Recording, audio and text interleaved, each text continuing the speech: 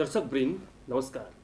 कार्यक्रम जनसंवादको आजको श्रृङ्खलामा यहाँहरूलाई हार्दिक स्वागत छ। जनसंवादको आजको श्रृङ्खला पछिल्लो समय नेपाली राजनीतिक वृत्तमा चलिरहेको राजनीतिका फेरीफेरीमा कुराकानी हुनेछ र विशेष गरी मङ्गलबार मात्रै काङ्ग्रेस संसदीय दलको बैठक सकिएको छ र भोलि अर्थात् बुधबार प्रतिनिधि सभाको बैठक बस्नु अगाडि कार्यव्यवस्था तथा परामर्श समितिको बैठक पनि डाकिएको छ। पछिल्लो समय अमेरिकी परियोजना मिलेनियम च्यालेन्ज कर्पोरेसन जुन एमसीसी नेपाली राजनैतिक वृत्तमा हरेक दलका निम्ति एउटा पेचिलो विषयवस्तु बनेर उठेको छ। यसमा सत्ता गठबन्धन दलभित्र पनि भिन्न भिन्न धारणाहरू रहेका छन्, मतभेद रहेको छ। एकापट्टि सत्तासीन दलको प्रमुख घटक नेपाली काङ्ग्रेसले एमसीसीलाई पारित गर्नुपर्ने पक्षमा उभिएको छ भने त्यसैमा रहेका सत्तामै रहेका नेकपा एकीकृत समाजवादी, नेकपा माओवादी केन्द्र, राष्ट्रिय जनमोर्चा लगायतका दलहरूले यथास्थितिमा एमसीसीलाई पारित गर्न नसकिने गरी अडान लिँदै आएका छन्। प्रतिनिधि सभाको बुधबार बस्ने बैठकमा कार्यव्यवस्था तथा परामर्श समितिको बैठकमा छलफल भइसकेपछि एमसीसी टेबल हुन्छ कि भन्ने समेत आशंका गरिएको छ, यसको आकलन पनि गरिएको छ र आजका दिनमा एमसीसी नेपालका लागि कतिको सहज अर्थात् कतिको राम्रो भन्ने विषयमा पनि विश्लेषणहरू भइरहेका छन्। एउटा पंक्ति नागरिक समाज सडकमा उत्रिएको छ, एमसीसीको विपक्षमा उभिएको छ, तर सत्तारूढ दल एमसीसी कुनै पनि हालतमा पारित गर्ने पक्षमा देखिएको छ। पछिल्लो समय एमसीसी बारे जानकार, एमसीसीका विषयमा गहिरो रूपमा अध्ययन गर्नुभएका र चाहिँ संसदीय दलको बैठकबाट, काङ्ग्रेस संसदीय दलको बैठकबाट एमसीसी पारित गर्नुपर्नेमा एकमत भइसके पश्चातको आजको हाम्रो अन्तर्वार्ता नेपाली काङ्ग्रेसका प्रभावशाली नेता पूर्व मन्त्री मिन विश्वकर्मासँग हुँदैछ। यहाँलाई स्वागत छ। धन्यवाद, नमस्कार। विशेष गरी आज मैले एमसीसीकै विषयबाट यहाँलाई सुरुवात गर्न खोजेँ, किनभने तपाईँहरूको संसदीय दलको बैठकमा पनि यसको प्रवेश पायो। तपाईँहरू पारित गर्नुपर्छ भन्ने पक्षमा अर्थात् सभापति शेरबहादुर देउबाको लाइनमा चाहिँ तपाईँहरू जानुभयो।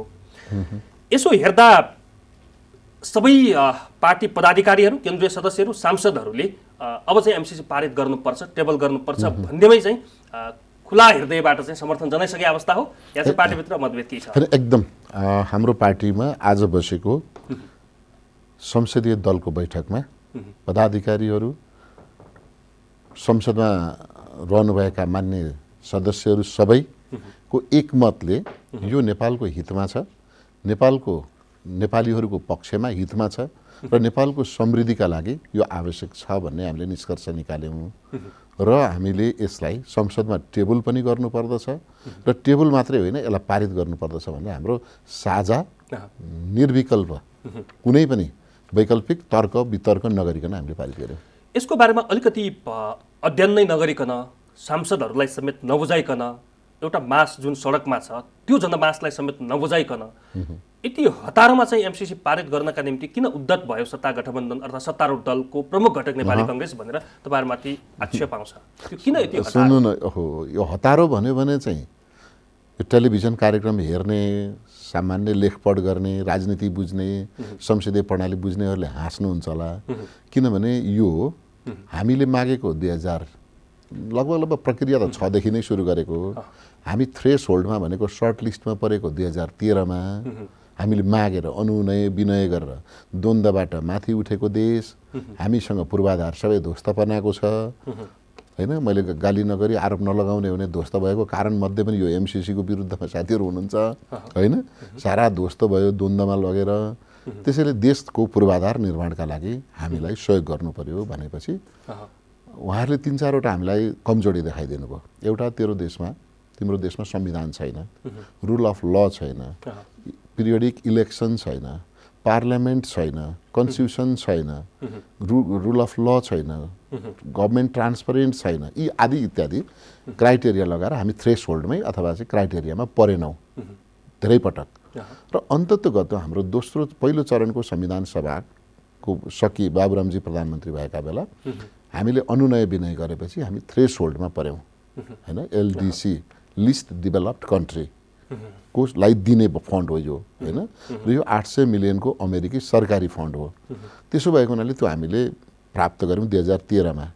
13 बाट यो हामीलाई स्वीकृत भयो 15 मा संविधान हामीले जारी गरेको छ। सुशील कोइराला प्रधानमन्त्री हुनुहुन्थ्यो। त्यस पछाडि हाम्रो बजेट स्वीकृत निवेदन स्वीकृत भएपछि तपाईँहरू केमा लगानी गर्नुहुन्छ ल तपाईँहरूलाई म 500 करोड होइन हामी चाहिँ डलर दिन्छौँ तपाईँहरूलाई 500 मिलियन डलर 500 मिलियन डलर दिन्छौँ भनेको हाम्रो 50 करोड अमेरिकी डलर होइन तपाईँहरूलाई दिन्छौँ भनेको मतलब हाम्रो झन्डै अहिलेको भाउमा साट्दाखेरि 66 अरब 66 अरब जति हुँदो रहेछ होइन त्यति हुँदो रहेछ र त्यो दिन्छौँ भनिसकेपछि हामीले यसलाई ठुलो सहयोगको रूपमा अनुदानका रूपमा लियौँ र उनले सोधे पनि हामीलाई उनको कुनै त्यसमा चाहिँ योमा लगाऊ त्यसमा लगाऊ भनेको छैन तिमी केमा लगाउँछौ भन्दा त्यो बेला हाम्रोमा 18 घण्टा लोड सेडिङ हुन्थ्यो हामीले भने बिजुलीमा लगाउँछौँ बिजुलीले दुईटा काम गर्छ एक नेपाल उज्यालो बनाउँछ नेपालका उद्योग धन्दा चल्छन् हाम्रा दैनिक उपभोग्य वस्तुहरू अलिक कम मूल्यका हुन्छन् र भारतसँग अथवा छिमेकी मुलुकहरूसँग भएको अन्तर्राष्ट्रिय व्यापारको घाटा कम गर्नलाई हामी उहाँहरूलाई बिजुली बेच्छौँ तेल किने बापत भनेपछि इट्स गुड र अर्को दोस्रो के भने दुईटा प्रोजेक्ट ल्याऊ भनेको थियो हामीले के भन्यो भने हाम्रा पहाडी बाटाहरू साँघुरा भए र पहाडी बजारहरू हाम्रा महँगा भए र नागरिकहरू चाहिँ महँगीको मारमा परेका छन् हामी बाटो फराकिलो बनाउँछौँ भने इट्स गुड यो पनि राम्रो हो भने र यसका बापतमा तपाईँहरूलाई हामीले दिने पैसाको अतिरिक्त केही तपाईँहरू पनि लगाउनुहोस् न त तपाईँको देश बनाउने हो नि त म 50 करोड डलर दिने भएँ तपाईँहरूको पनि केही लगाउनु भएन नि मेरो मात्रै भयो भने त दुरुपयोग हुन्छ भनेपछि हुन्छ हामी पनि 25% लगाउँछौँ भनेर 13 चौको 52 करोड हुन्छ नि त होइन हो 50 करोडको 25% हामीले के गर्यौँ 12.5 करोड हुनेमा हामीले 13 करोड अमेरिकी डलर हामीले पनि लगायौँ र यो कम्प्याक्ट भन्छ यो बन्यो बनिसकिसकेपछि अब स्वीकृति गर्ने बेलामा पैसा दिने बेलामा सम्झौतामा हस्ताक्षर गर्दा जसरी एउटा एनजिओले दात्री संस्थासँग प्रपोजल हाल्छ त्यसै गरी हामीले लियौँ र साइन गर्ने बेलामा शेरबहादुर देउवाको सरकार ज्ञानेन्द्रबहादुर कार्की अर्थमन्त्री हुनुभयो आज साथीहरू पनि कहिले त भन्नुहुन्छ अमेरिकाको चाहिँ सेक्रेटरीले सही गर्ने तपाईँहरू हाम्रो चाहिँ मन्त्री प्रोटोकल मिलेन भन्छ अमेरिकामा मिनिस्टर हुँदैन यो कुरो होइन धेरै साथीहरूलाई थाहा पाउनु पर्यो त्यहाँ प्रेसिडेन्ट हुन्छ अनि सेक्रेटरी हुन्छ होइन डिप्युटी भनौँ न त्यहाँ भाइस प्रेसिडेन्ट भाइस प्रेसिडेन्ट हुन्छ त्यहाँको परराष्ट्र मन्त्रालय हाम्रो जस्तो फरेन मिनिस्ट्री भन्दैन त्यहाँ चाहिँ स्टेट डिपार्टमेन्ट भन्छ स्टेट डिपार्टमेन्टको सेक्रेटरी हो र अहिले हामीसँग साइन गर्ने भनेको चिफ अफ एमसिसी प्रोजेक्ट होइन ले गर्नुभएको छ र हाम्रो नेपाल सरकारको तर्फबाट हामी त माग्ने त सिङ्गो देशले मागे हो नि त अध्ययन चाहिँ त्यति गहिरो रूपमा चाहिँ अध्ययन नपाएर हैन म कसैलाई आरोप प्रत्यारोप पनि गर्न चाहन्न हैन अब जसले पढ्नु पर्ने उनले नै नपढेको तर्क गर्नु भएको छ हैन जसले पढेको नै हुनुहुन्छ ठ्याक्कै उल्टो तर्क गरेर अब उहाँले के गर्दिराख्नु भएको छ भन्दाखेरि यो सिङ भएको हुनाले अब भैँसी र गाई उस्तै हुन्छ नि छाम्नु पर्यो भने त दुईटै सिङ हुन्छ भैँसीको पनि गाईको पनि दुईटै सिङ हुन्छ भैँसीको पनि दुईटै कान हुन्छ दुईटा आँखा हुन्छ एउटै मुख हुन्छ चारवटै खुट्टा हुन्छ एउटा पुच्छर हुन्छ अब यो भैँसी हो कि गाई हो भन्ने बारेमा हामी यहाँ झगडा गरिरहेछौँ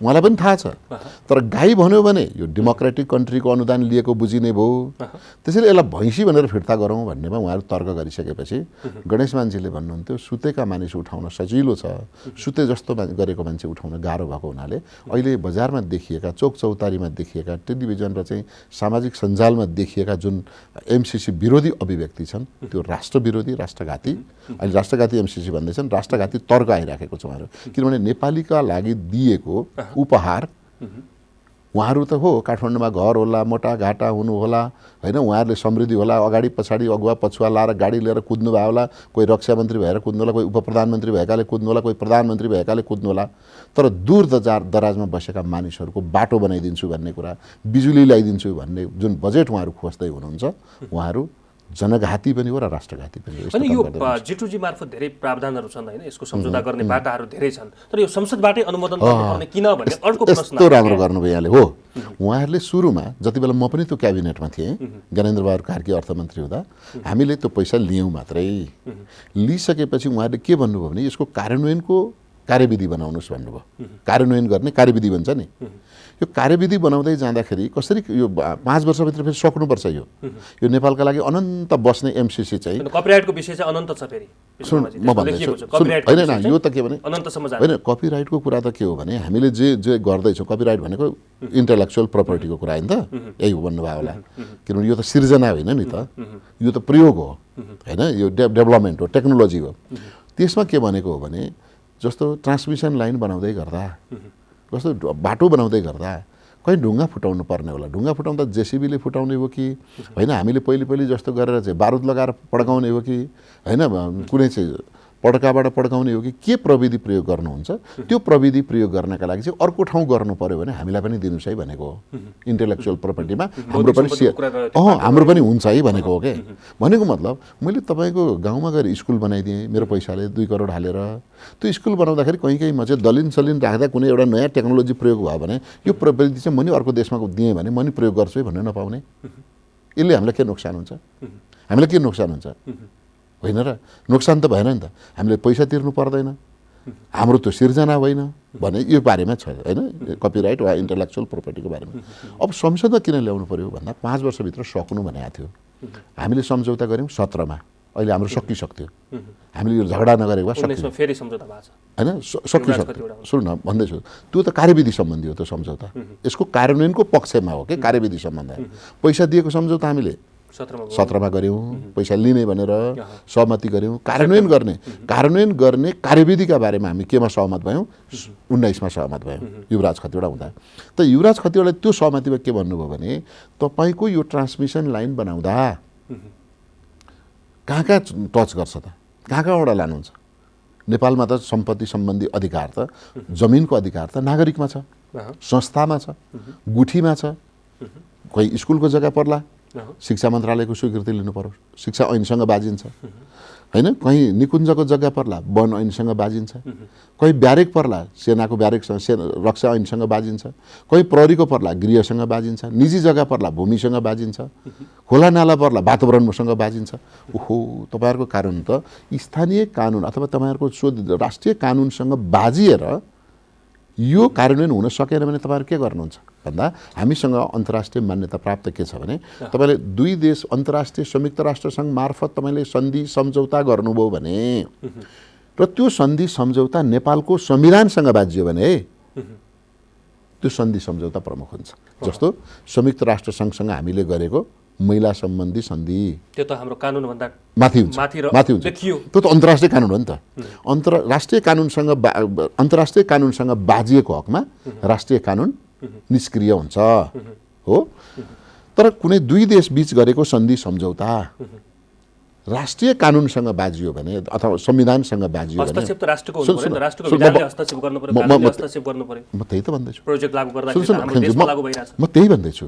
सुन्नु त, हस्तक्षेप भन्ने शब्द राम्रो होइन, म त्यही भन्दैछु। हामीलाई पैसा चाहिएको छ, हामीलाई ट्रान्समिसन लाइन बनाउनु परेको छ, हामीलाई बाटो ठुलो पार्नु परेको छ। पैसा दिने दाताले के भन्यो 5 वर्षभित्र कसरी सक्नुहुन्छ भनेपछि हामी यसरी सक्छौँ। अनि यो कानुनले बाधा परेर तपाईँले ट्रान्समिसन लाइन बनाउने ठाउँमा निजी घर पऱ्यो भने के गर्नुहुन्छ? उसले त स्टे अर्डर ल्याउँछ अदालतबाट। तपाईँ गुठीको जग्गा पऱ्यो भने के गर्नुहुन्छ? त्यसले स्टे अर्डर ल्याउँछ। प्रहरीको ब्यारेक पऱ्यो भने के गर्नुहुन्छ? छोड्दैन। के गर्नुहुन्छ? हामी देखिरहेछौँ नि त बाटो होइन, पुल बाङ्गो भएको होइन, बाटो चाहिँ घुमाउनु परेको देखिरहेछौँ। भने हामीले के भन्यौँ भने हामीले स्थानीय हाम्रो कानुन प्रचलित कानुनमा बाजियो भने हामी संशोधन गर्छौँ, कानुन संशोधन गर्छौँ भन्यौँ, कानुन बनाउँछौँ भन्यौँ। कहिले बनाउनुहुन्छ भन्यो 15मा सम्झौता गरेर 17मा आइसक्यो होइन, सहमति भएर 15मा सहमति भएर 17मा सम्झौता गऱ्यौँ, 19मा त फेरि अर्को सम्झौता गर्दैछौँ। कहिले गर्नुहुन्छ तपाईँ? 5 वर्ष त जान लागिसक्यो भनेपछि अब हामी धेरै अलमल गर्दैनौँ, यही सम्झौतालाई संसदबाट अनुमोदन गरिदिन्छौँ र राष्ट्रिय कानुनसँग बाजिएको हकमा राष्ट्रिय कानुन निष्क्रिय भएर यो कानुन माथि हुने बनाइदिन्छौँ भन्यौँ। त्यो कसका लागि भनेको? हाम्रा लागि भनेको नि त। यो दिएको 50 करोड अमेरिकी डलर टाइममै खर्च गर्छौँ। अझ हाम्रो 13 करोड पनि जोड्ने हो भने त 63 करोड 63 करोड पनि हो त। हाम्रो 13 करोडलाई चाहिँ कानुन नलाग्ने भन्ने छैन नि त। हाम्रो 13 करोडलाई नि लाग्छ भनेको 63 करोड अमेरिकी डलर खर्च गरेर 2टा प्रोजेक्ट, एउटा 400 केबी प्रसारण लाइन बनाउने कुरा र अर्को हाम्रो पहाडी सडकहरू मूल सडकहरू फराकिलो बनाउने कुरा। यो 2टाका लागि हामीले बनाउँछौँ। अझै म स्पष्ट पार्दैछु। कथम कदाचित अब त्यो बेला यो केपी शर्मा ओली प्रधानमन्त्री हुनुहुन्थ्यो, युवराज खतिवडा अर्थमन्त्री हुनुहुन्थ्यो होइन। उहाँहरूले यो लेख्नुभयो ओलीको पालामा गरा हो भनेर धेरैले नकारात्मक तर्क गर्नुहुन्छ। म चाहिँ के भन्छु भने म पनि क्याबिनेट बसिसकेको मानिस, म हात जोडेर भन्छु उहाँले नगरेको भए अर्कोले पनि गर्नु परिहाल्थ्यो। किन पर्थ्यो भन्दा यदि यो कानुन संसदमा लानु नलगेको भए, यो सम्झौतालाई संसदमा लाने प्रावधान नराखेको भए हामीले ढिलो छिटो अर्को कानुन ल्याउनै पर्थ्यो। अर्को कानुन लिएर के भन्नु पर्थ्यो भन्दा MCC सम्झौतासँग बाजिएका कुनै पनि बुँदाहरू यो कानुन लागू भएपछि स्वत निष्क्रिय हुनेछन् भनेर अरू कानुन ल्याउनु पर्थ्यो। यो अलिकति प्रश्न पारौँ हाम्रो दर्शकहरूलाई। जस्तो यहाँले भन्नुभयो हाम्रो कानुन कुनै ठाउँमा बाजिएको खण्डमा एमसीसीकै कानुन लागू हुनेछ भनेर, जसरी हामी चाहिँ यहाँ भाषा पनि बदलौँ, एमसीसीको होइन, MCA account, millennium challenge account एउटा संस्था।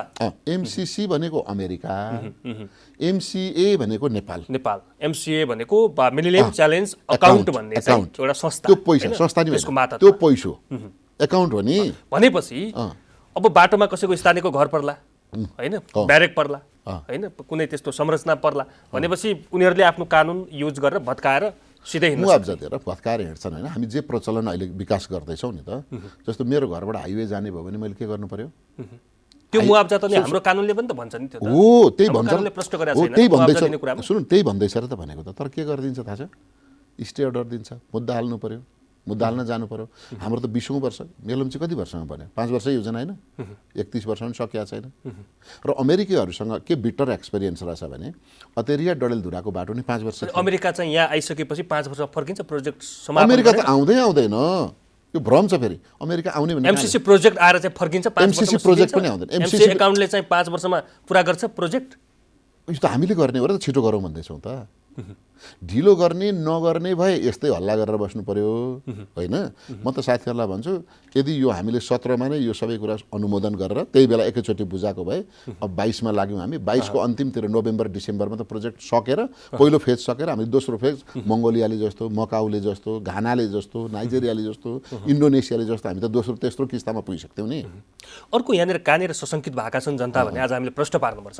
जस्तो 2017 मेमा चाहिँ चीनको चाहिँ बेल्ट एन्ड रोड इनिसिएटिभ BRIसँग सम्झौता भएको छ। बेल्ट एन्ड रोड इनिसिएटिभ त्यसपछि चाहिँ सेप्टेम्बरमा आएर चाहिँ एमसीसीसँग सम्झौता भयो त्यो हतारोमा। किनभने 2004मै चाहिँ के अरे एमसीसी प्रोजेक्ट लागू भइसकेको थियो, ऊ चाहिँ 6मा आएको हो फेरि त्यो BRI भन्ने प्रोजेक्ट होइन।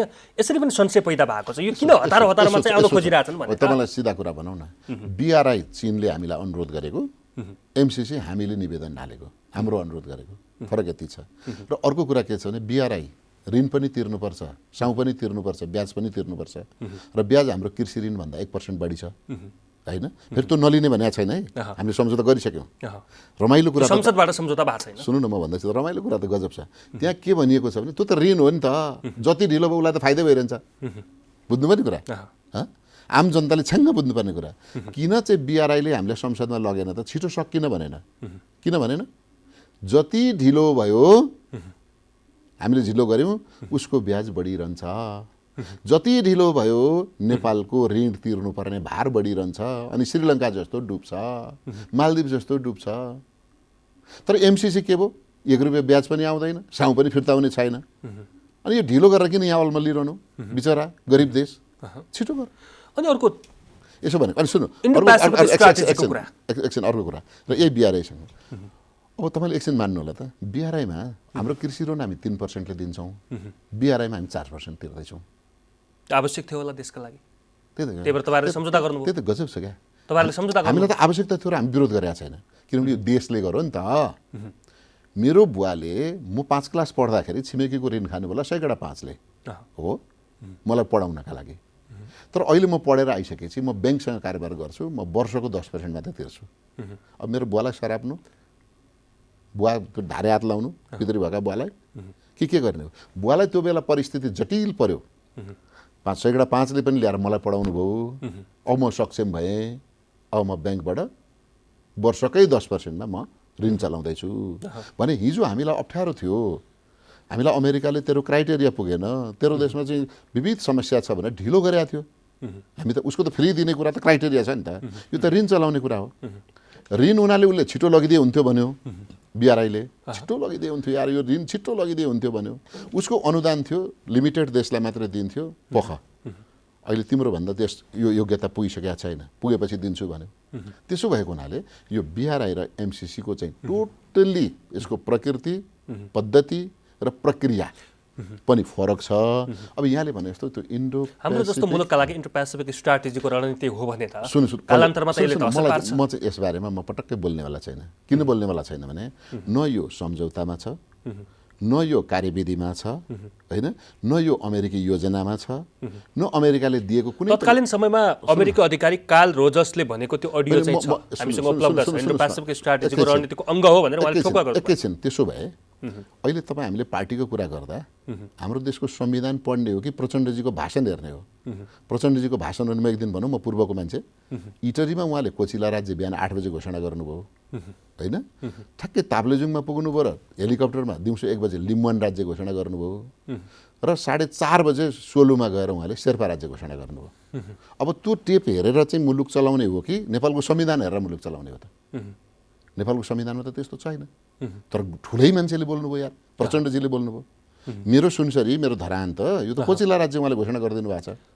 अब म के भन्नु, म यो कोच प्रदेश भनौँ, अनि ताप्लेजुङको साथीहरूले यो लिम्बुवान प्रदेश भनौँ, अनि शेर्पा सोलुका हाम्रो बालुवार केसीहरूले चाहिँ यो शेर्पा राज्य भन्ने किन? ठुलो मान्छेले भन्यो नि त। भनेपछि इन्डो पेसिफिक रणनीतिको अङ्ग हो यो भनेर कतै पनि उल्लेख छैन। ए बाबा, हाम्रो अदालतले पनि भन्छ र इन्टरनेसनल कोर्टले पनि भन्छ, hearsay is no evidence. अरेका कुरालाई कहीँ प्रमाण मान्दैन हो। अमेरिकाले हामीले पढ्ने त्यो दस्तावेज होला नि त। भोलि नेपाल चाहिँ दस्तावेज जवाफदेही हुनुपर्ने, जनताप्रति जवाफ दिनुपर्ने चाहिँ माइतीगर मण्डलाको भाषण सुनेर हो कि यो 22 पेजको दस्तावेज पढेर र 55 पेजको प्रपोजल पढेर हो? यो दस्तावेज पढेर हुने हो नि त। त्यसो भाषणकै आधारमा देश चल्ने, अरेकै भरमा चल्ने हो भने त संविधान किन चाहियो, कानुन किन चाहियो? अब यदि यो संसदमा टेबल भएपछि चाहिँ सांसदहरूले पढ्न पाउँछन् कि पाउँदैनन्, वा चाहिँ त्यतिकै पारित हुन्छ कि? पढ्न अर्को कुरा सुन्नु न, पढ्न त धेरै अगाडिदेखि पढ्या हो। मैले त 2 वर्षदेखि पढिरहेको छु। यो देउबा प्रधानमन्त्री देउबालाई चाहिँ अलिकति हतारो भयो है अहिले पछिल्लो समय चाहिँ, सत्तामा आइसकेपछि पारित गर्न दबाब हो कि कहीँ कतैबाट त्यो? हतारोको कुरा त के हो भने, तपाईँलाई कसैले दान गरेर दुहुनो गाई दियो हो, तपाईँको घर परिवारका मानिसहरूको मती बिग्रिएर गाई पिट्न थाले, हात जोडेर लिएको गाई क्वाँ क्वाँ कराउन थाल्यो, रुन थाल्यो। मेरा घरका 60%ले त होइन हामीलाई चाहिँदैन भने भन्दैछु त। हिजो यिनी दुध खान पाउँदैनथे, रुन्थे, कराउँथे होइन, बालबच्चाले बुझेका छैनन्, जनताले बुझेका छैनन्। जनताको प्रतिनिधि हुँ भन्ने पुगिसरी आएका कम्युनिस्टको नाममा खाइपाए आएकाहरू के भन्दैछन् भने, त्यो बाउले मागेर लिएको दुहुनो गाई पिटेका पिटै छन्, नुवा गाई कराइरहेछ। अनि उसले के भन्नु पर्यो त भन्दा, दुईतिर उसले अप्ठ्यारो भयो। एकातिर आफूले बल्ल बल्ल लिएको गाई मर्ने भयो होइन त, अर्कातिर दाता पनि रिसाउने भयो। भोलि पनि त्यो जजमान त फेरि पनि काम लाग्छ। फेरि यस्तो दाता हो जसले नेपालको सार्वभौमिकताका बारेमा संयुक्त राष्ट्रसङ्घमा प्रस्ताव राखिदिने दाता हो। संयुक्त राष्ट्रसङ्घको सदस्य बनाउनलाई त पहिलो प्रस्तावक त अमेरिका हो नि त। अनि आज त्यसैलाई बात लगाउँदैछन् कि अमेरिकाले नेपाल खाइदिने भयो भनेर। कुनै पनि मुलुक कसैले खान लागेको छ भने त्यसको डिफेन्समा अमेरिका 1 नम्बरमा उभिएको छ आजका मितिसम्म। अहिले युक्रेन र रसियाकै कुरा हेर्न सक्छौँ होइन र?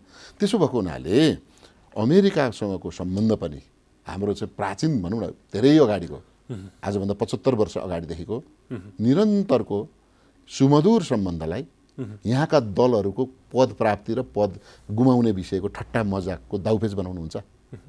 यो कङ्ग्रेसका लागि मात्रै होइन, मुलुकका लागि लज्जित भएको हुनाले शेरबहादुर देउबा म त 5 पटक प्रधानमन्त्री भए। अनुदान चाहिँदैन भन्दैछन् त जनताहरू त। फेरि हामीलाई यस्तो अनुदान चाहिँदैन, संसदबाट पारित गर्नु पर्दैन, हुँदैन भनेर भनिरहेछन्। फेरि अमेरिकाले चाहिँ एनी हाउ चाहिँ गर भनेर दबाब दिइरहेछ। सुन्नु न, उहाँले गर्नुपर्ने कुरा के थियो? पहिले चाहिँदैन भनेको नमागेको भए हुन्थ्यो नि त होइन? नमागेको भए ठिक छ, मागियो, अब चाहिँदैन भन्दाखेरि होइन, अझ किन यत्रो ठुलो दबाब भन्ने एकैछिन प्रश्न छ क्या? यसले कसलाई घाटा हुन्छ त? ल, यसले कसलाई घाटा हुन्छ त?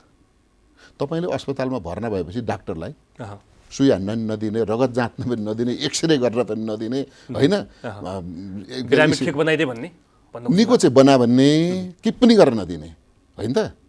गरिब छौँ पनि भन्ने, पूर्वाधार बनाइदिन्छु भन्दा नदिने। अरू तेस्रो त्यसै गरे होइन 2048मा? अहिले बिजुलीको आवश्यकता छ देशलाई। अब सुन्नु न, अझ धेरै बिजुलीको आवश्यकता छ राष्ट्रलाई। अहिले के भइरहेछ त? लोड सेडिङ छैन। अनि यो एमसिसी माग्दाखेरि यो पैसा माग्दा लोड सेडिङ थिएन। अनि बिजुली चाहिँ कहाँ हुन्छ? बिजुली त पोखरी होइन होला नि त, बिजुली त तार टाँगेर बाल्ने होला नि त। नेपालले बिजुली त 83,000 मेगावाट जलविद्युत नेपालमा उत्पादन हुन्छ हो, अझ डबल गऱ्यो भने 87,000 पुग्छ। अनि बिजुली भनेको केमा? बोरामा प्याक गर्दै दुधको प्याकेट जस्तो बेच्ने त होइन होला, ट्रान्समिसन लाइन बनाउनुपर्छ होला। आज नेपालको बिजुली हामी 1300 मेगावाट जलविद्युत उत्पादन भइसक्यो होइन? हामी यो एमसिसी बनाउँदै गर्दा हामी 800 मेगावाटमा मात्रै थियौँ। हामी 400 मेगावाट भारतसँग किनिराखेका थियौँ होइन, सिजनल। हामी हिउँदामा यता ल्याउँथ्यौँ, बर्खामा तिर्थ्यौँ। त्यसो गर्दा हामीसँग अहिले 1300 मेगावाट भयो, नेपाललाई पुग्ने भयो। र अब यही वर्षभित्रमा 600 मेगावाट जलविद्युत उत्पादन भएर रेडी छ र त्यो को मार्फत बेच्ने? यही ट्रान्समिसन लाइन मार्फत बेच्ने।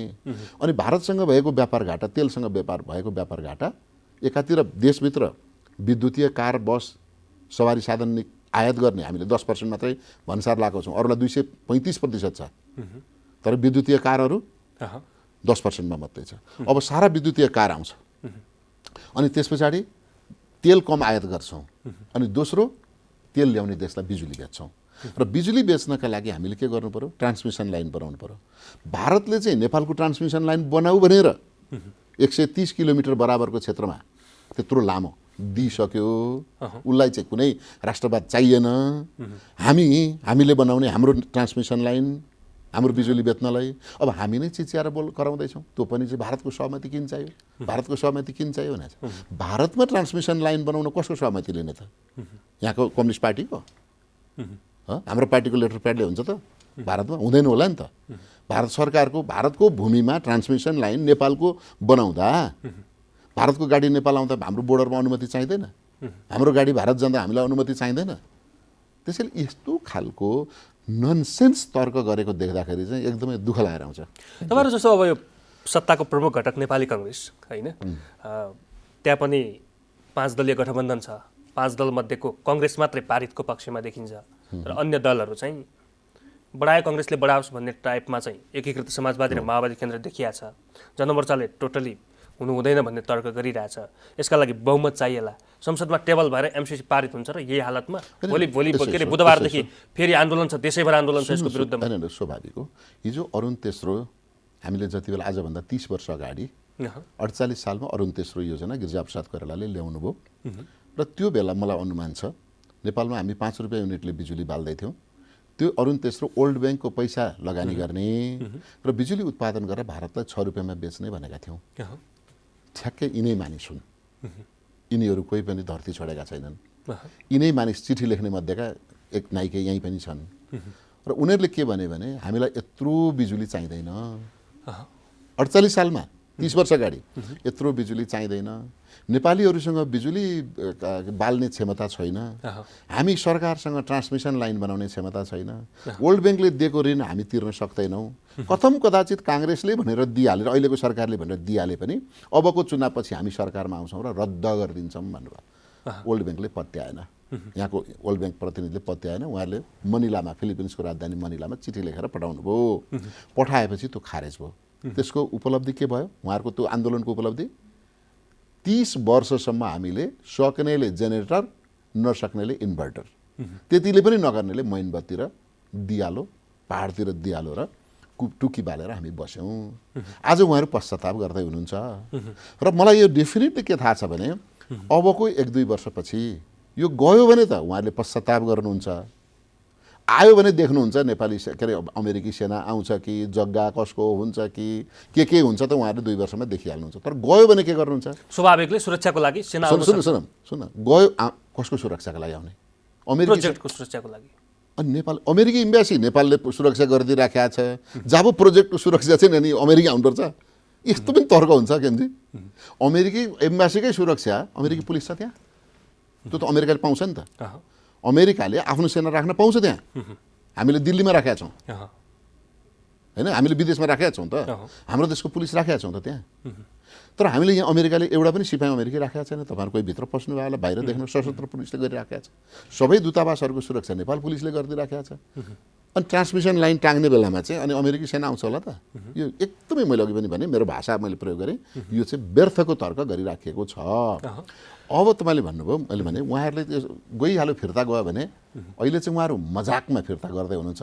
कसलाई कहाँ कसको छिर्के लाउने दाउपेचमा प्रयोग गर्दै हुनुहुन्छ। अन्तर्राष्ट्रिय सम्बन्धलाई आफ्नो दलीय दाउपेचमा प्रयोग गर्दै हुनुहुन्छ। तर उहाँहरूको आनी बानी हेर्दा के सजिलो छ भने जसरी हिजो जातीय राज्य बाँड्नुभयो, महाधिवेशनमा पश्चाताप गर्नुभयो। प्रचण्डजीको त सजिलो छ, उहाँका 11 गल्ती भनेर आफैले लेख्नु भएको छ। गिरिजाप्रसाद कोइरालालाई राष्ट्रपति नबनाउनु गल्ती, पुष्प के अरे उसलाई चाहिँ रुखमाङ्गत कटवाललाई चाहिँ प्रधान सेनापतिबाट हटाउनु खोज्नु गल्ती, पशुपतिको भट्ट हटाउन खोज्नु गल्ती, बृहत कम्युनिस्ट एकता नगर्नु गल्ती भने जस्तै नेकपा एमाले झापाकाण्ड गल्ती होइन। त्यस पछाडि अरुण तेस्रो हामीले चाहिँ त्यति बेला स्वीकार नगर्नु गल्ती, महाकाली सन्धिमा विरोध गर्नु गल्ती, अनि भोलि उहाँले अर्को एउटा थप्नुहुन्छ एमसिसी विरोध गरेर लखेट्नु गल्ती। उहाँहरूको गल्ती आत्मआलोचना गर्दा त पद जोगियो, उहाँहरू त जिउँदै हुनुहुन्छ जस्ता तस्तै। जनता त कोही 31 वर्ष अँध्यारोमा बसे, अब फेरि के गर्छन् त, हामी लगभग 13 खर्ब बराबरको विद्युत उत्पादन भएको छ अहिले। त्यो ट्रान्समिसन लाइन भएन भने हामी अब अन्तिम म तपाईँलाई भन्छु, तपाईँले चाहिँ दुध चाहिँ दिनभरि गाई चराएर ल्याउनु भयो होइन, गाई दुध दुध्ने रेडी भयो, तपाईँले बाल्टी फालिदिनु भयो भने के हुन्छ? भोलि दिने त उति नै हो, डबल त दिँदैन, बाछोले खान्छ त्यसपछि। बाछोले खाने भयो। अब त्यसैले अब यसरी कुनै एक अमुक उग्रवादी विचारधाराका आधारमा, उग्रवादी दलका नाममा, उग्रवादी र क्रान्तिकारी देखिने नाममा 3 करोड नेपालीको जनतामा मुखमा आएको दुध भात खोसेर खान मिल्छ? हामीले अहिले 3 करोड भन्दैछौँ, तर एमसिसीको पक्ष र विपक्ष यदि गर्ने हो भने, भोलि जनमत गर्ने हो भने पनि यसको विपक्षमा धेरै नागरिकहरू छन् भनेर आकलन गरिन्छ।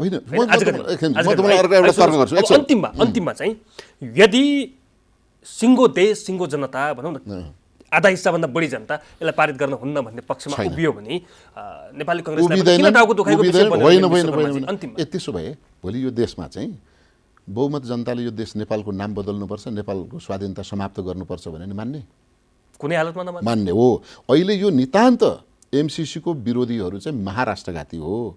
सुन्नुहोस् है, किन भन्दैछु म भने नेपालीको मुखमा आएको अमेरिकाले दिएको अनुदान भुइँमा फालिदिँदैछन् उनीहरूले।